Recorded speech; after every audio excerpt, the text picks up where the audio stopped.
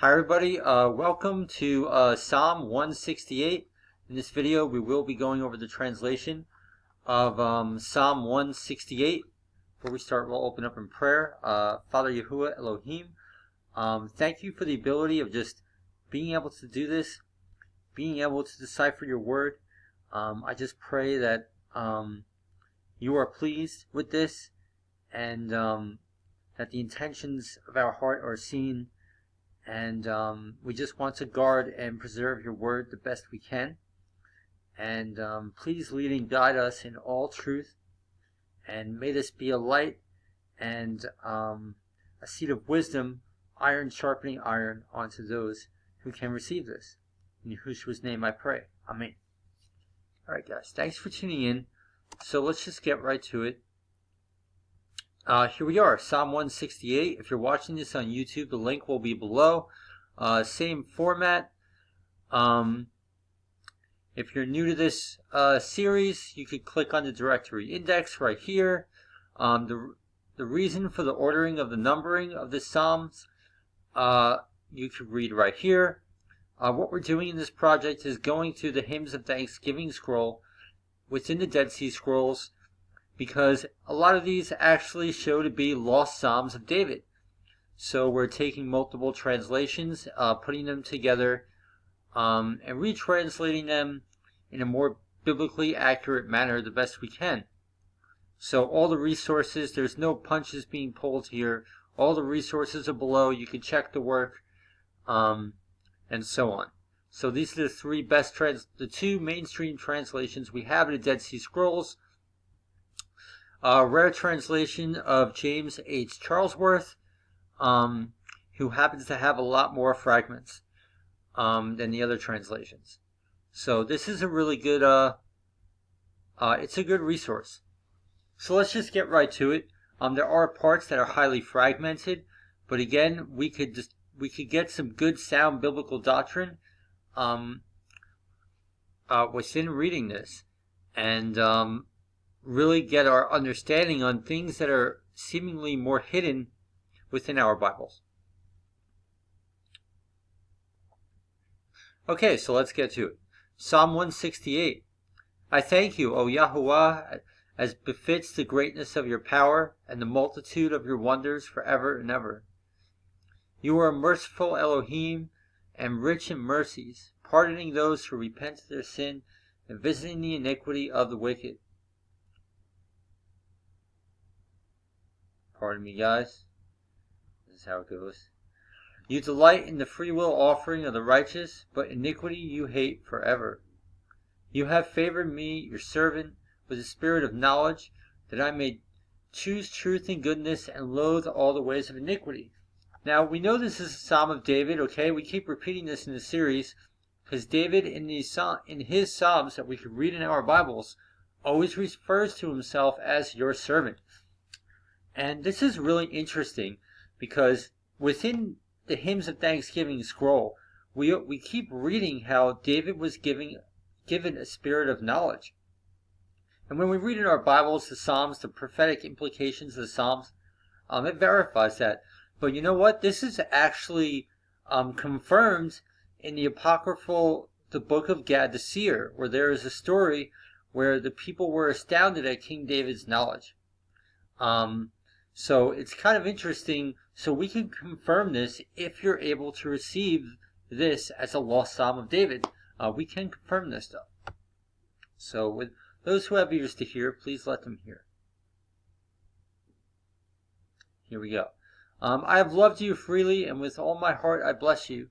Contemplating the mysteries of your wisdom, I have sought you. For this gift has come from your hand, and nothing is done without your will. This part is very highly fragmented. If you're interested, you could always check the work. The resources are below. What's interesting is the firmament upon the wings of the Spirit. Very interesting stuff. So we get highly fragmented stuff. Through the fountain of your might, you have cased me about in insight, your wondrous works. So here we are, another indication that this is a lost Psalm of David. We have, as typical of David's writing, we have these questions that always pop up in the middle of his songs. And in this one, like, what is man to you? And they're always kind of saying the same thing. And here we go with the same construct. I mean, it's very clear. It's so obvious David wrote this. So what oblation can we offer for what you have completed for us? What offering can we offer for what you have completed for us? For what you have rewarded us and done wonders. For you have rewarded us, done wonders. Yet as for the wicked, they are not able to understand, nor to know the wielding power of your glory. This is talking about our redemption. This is in the prophetic tense, right? When we are glorified in our light bodies. And to declare your wonders for eternity. And that, see, I did put a break here because here we're talking about the wicked. I put that in brackets because that's not part of the text, but it's very clear that we are talking about the wicked. But here we're talking about the righteous, and it's highly fragmented. You can't really tell unless you're meditating on the text. So I put a break there to kind of decipher that, to help make it a little more clear. And to declare your wonders for eternity. For they will praise you according to their insight and according to their knowledge in your glory. So guys, we're not going to be all... This just gives us really interesting stuff and what's going to happen when we're glorified in our light bodies, especially in the gathering. Very interesting. You open their mouth to praise your name without ceasing. We could read about this in the Odes of Solomon. I did a video on this very recently. Maybe Ode 8 or 9. It all talks about the power of praise and the future of music in the kingdom, and how it's going to come up against Satan's arts that are meant to hinder God's word. From the ends of age to age they shall proclaim, and from the seasons of appointed times they shall bless you out loud. Right? I mean, the Odes of Solomon gets into, he gave us that we are created to praise our Creator. It's hard to understand that in our sin nature, but I think that will be a big element in our redemptive life in the future.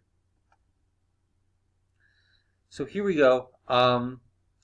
We have been called together, and with those who have knowledge, we have been instructed by you. Yah always has a hierarchy type of order. We have, you have elders in your church, you have deacons, you have pastors, the same principle that's going to be in the kingdom. Okay? And we sing out for joy because of the abundance of your mercies, loudly with your exalted mighty ones. So this is interesting. We can meditate on this. Perhaps some may be more glorified than others. We don't know. But we'll be redeemed from our sin nature, so I'm sure we'll all be happy with our lot. And according to the text, we could always still grow and all that kind of stuff. We won't have jealousy. Jealousy will be drowned. Ignorance will be drowned. Nothing but the knowledge of the Lord will be abundant on the earth. That's what the text said. And we will wondrously declare together in the knowledge of Yahuwah in the congregation of the holy ones. Now, again and again, we keep hearing about this congregation of the holy ones. Okay? This is confirming the lost book of the prophet Isaiah. Okay? And it's very interesting how the lost book of the prophet Isaiah the lost book of the prophet Elijah confirms what we're reading in these Psalms in the Dead Sea Scrolls that apparently are written by David. So we know there is truth here. There is absolute truth. And we can read about this congregation in our Bibles, but it's a little more hidden. It's not so obvious than what's in these texts. So that lost book of the prophet Elijah is very important because it obviously came from the Qumran Essene community of the Dead Sea Scrolls. And we're talking about very similar doctrines we're reading in these Psalms, which David wrote. So it's clearly truth. For those who have the ears to hear, let them hear. Now here we go, the last verse. This is pretty interesting, and we can confirm this in our Bibles, and we're going to cover this. And our offspring you have allowed to know with the sons of men, in the midst of the sons of Adam. Okay, so the church, the bride of Christ, and our offspring you have allowed to know with the sons of men So that there is a type of order, hierarchy in the kingdom, in the temple of the kingdom. Okay? In the midst of the sons of Adam. So I get in the midst of those who will not be redeemed. I'm talking about this is talking about the past, right? But this is also in the prophetic tense. This is also talking about our future at the same time. So we can confirm this in our Bibles, right? Here we are in Zechariah 3:7. This is messianic prophecy of an oath that has to be taken, right, from Joshua, and it says, "I will give you," and this is talking about the oath of him guarding the temple and being the judge of the courts.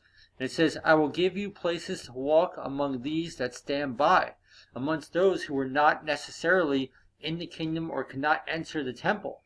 Now, in biblical times, the heathen or the nations could go and worship or whatever, but they could not enter the temple. So it seems we're going to have a similar principle in the future.